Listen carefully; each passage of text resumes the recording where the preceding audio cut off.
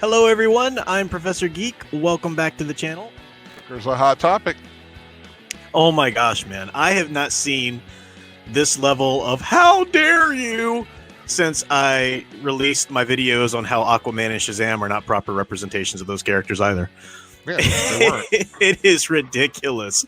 The people who want to, jump in and start throwing hands if you dare dissent on this movie. And it's simply not the Joker. You don't do that to the Joker. You don't do that to the archetype. Nope.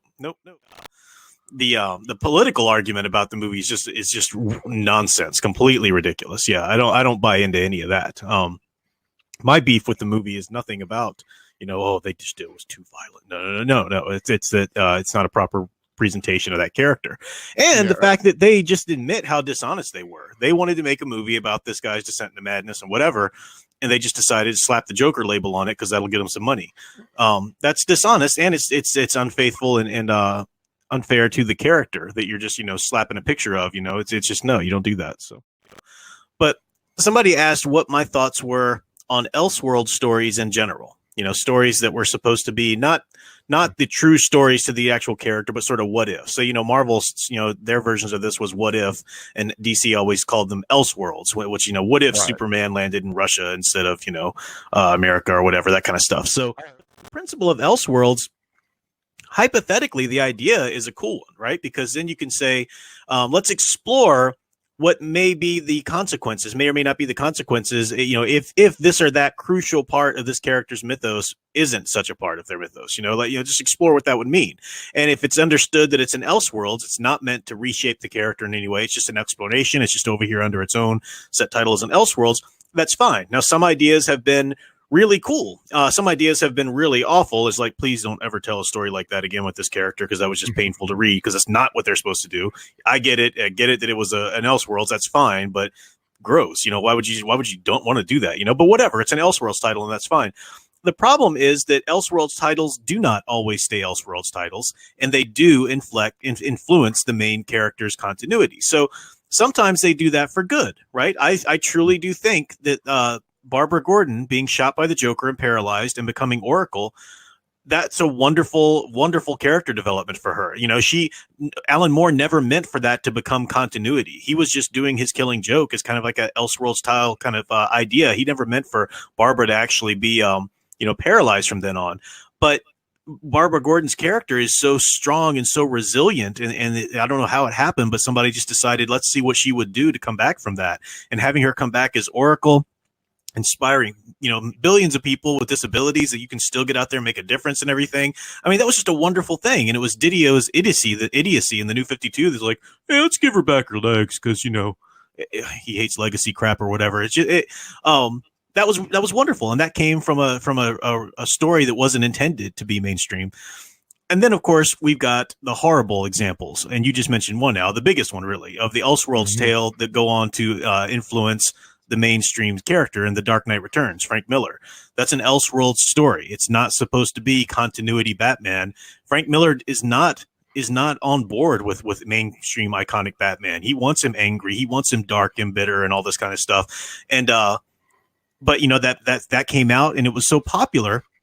Now, why was it popular then? So you say, okay, well, it's popular. Wouldn't people want to go ahead and embrace what's popular and want to give us more stories like that? Well, not if it's popular for the wrong reasons for that character. The anti-hero, the vigilante, the Punisher-like, who's just angry and is going to do things his own way, screw the system or whatever, that's always popular. So if you take that sometimes and blend it with a character who's already got a lot of name recognition like Batman, yeah, it becomes hugely popular, but that's for the wrong reasons for a Batman story. So when they tried to remake the whole freaking character's mythos into that, and Watchmen was part of it as well and all of that, that's a bad example. That's an example of a Elseworlds story poorly influencing, negatively influencing rather, the continuity. So what do I think of Elseworlds? I think they're tricky. I think they can be fun, but I think they can be very, very much a problem. And we've already seen that with this Joker movie. They didn't even, the Warner Brothers has decided, no, this is the Joker. Check it out. Boom, it's the Joker. Now, Todd Phillips might be having all these underhanded things. Well, I'm not really trying to make a Joker movie or whatever the heck Tom Phillips wants to say to help himself sleep at night. He made a film about the Joker. That's how it's being presented. And that is already influencing the character of the Joker. The story is all about, the narrative focus is his fall, and look how he was mistreated by the system and by everybody around him, and oh man, and all that. That's the focus of the damn story. I don't care if anybody wants to step in and say, well, I didn't feel sorry for him. When you make a character your protagonist, this is how storytelling works. There has to be engagement, investment into that character by your viewers.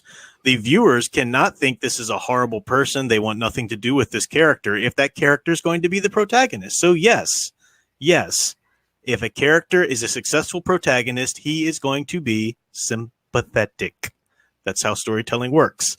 Now, maybe they don't play it up as much as they could or whatever. I don't know. I've never seen it. I'm not going to see it. So whatever. But that's what I mean when I say they're making him a sympathetic hero. He is the protagonist. That's how that works. That's just the nature of it. The narrative is focused around him. There's nobody else, that he's the focal point of it. It's not like The Killing Joke, which also focused on his victims and also focused on Batman and all this kind of stuff. He is the sympathetic hero of this story. Whether you felt sympathy for him personally or not, doesn't matter. That's what the story's constructed around. That is the wrong approach for the Joker. It fundamentally alters his archetype and the good that he does. And I explained that in my video. I talked about how you're not supposed to look at the Joker and say, oh man, there but for the grace of God go I. He's just he just suffered some bad stuff, didn't he, man? No, you're supposed to look at the Joker and see the absolute horrors that he perpetrates and say, I can never cross that line ever, and it has to be in comparison because a few of us are going to actually go out and be Jokers according, but it's a lesson. It's a warning not to do these kinds of things. And the Joker's whole shtick is, in Killing Joke anyway was, oh, you just takes one bad day, and you could be me too. And Batman's the force saying, no, I had the worst day in the world and I didn't decide to do that. And it doesn't take just one bad day. Not anybody can be the Joker. These are horrible decisions you have to consciously make to get there. So stop pretending that, oh, it's this, it's that, it's this or whatever. But now they've done this. And now because so many people are like, well, I got to go see it. I got to go see the Joker movie. Everybody's talking about it. Here, take my money too. Well, now it's immensely lucrative. It's immensely successful. So get ready for Lex Luthor. Get ready for, probably a Cheetah movie. Get ready for a string of movies now, because this is Warner Brothers' MO. Oh, what? That made movie? Oh, that piece of crap stuck to the wall. Let's put some more around it.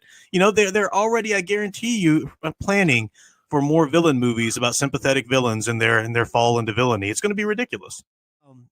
So I get the sense, too, from Todd Phillips that he's trying to, because I've heard some of the things he said, I think he thinks of himself as too good of a filmmaker to sully himself making a comic book movie. I don't comic book movies. I just happened to do a movie and it just happened to coincide with his character sort of, so we just put that name on it. But I'm a very artistic filmmaker.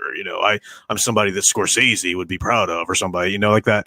And I think that's first of all, that's ridiculous. I hate these kinds of just flippant, casual disregard that snobby filmmakers have for superhero films, because while yes, plenty of the superhero movies can be and should be really raked over the coals for being too formula or too this or that there have been wonderfully artistic superhero movies, and yes, even mainstream wonderfully artistic superhero movies. It's not the content that's the problem, the subject matter.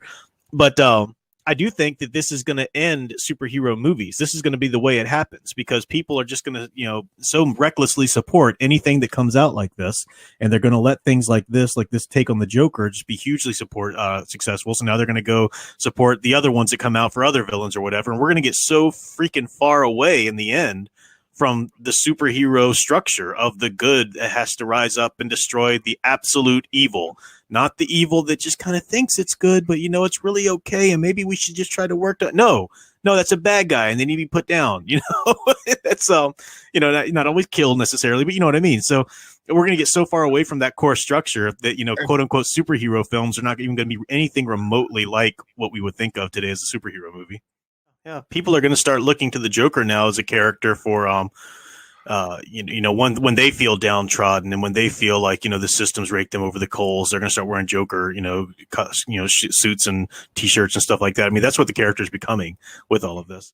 Spidey rules, yeah, it's good. Hard to enjoy an Elseworlds tale when the original versions are being pushed away. That's a good way to say it, because what makes them Elseworlds, what makes something solidly, safely an Elseworlds story, is if the true iconic versions are being adhered to loyally in the media somewhere, and when they're not, then might as well just be the real story. It's just another version, man. They're all just valid versions.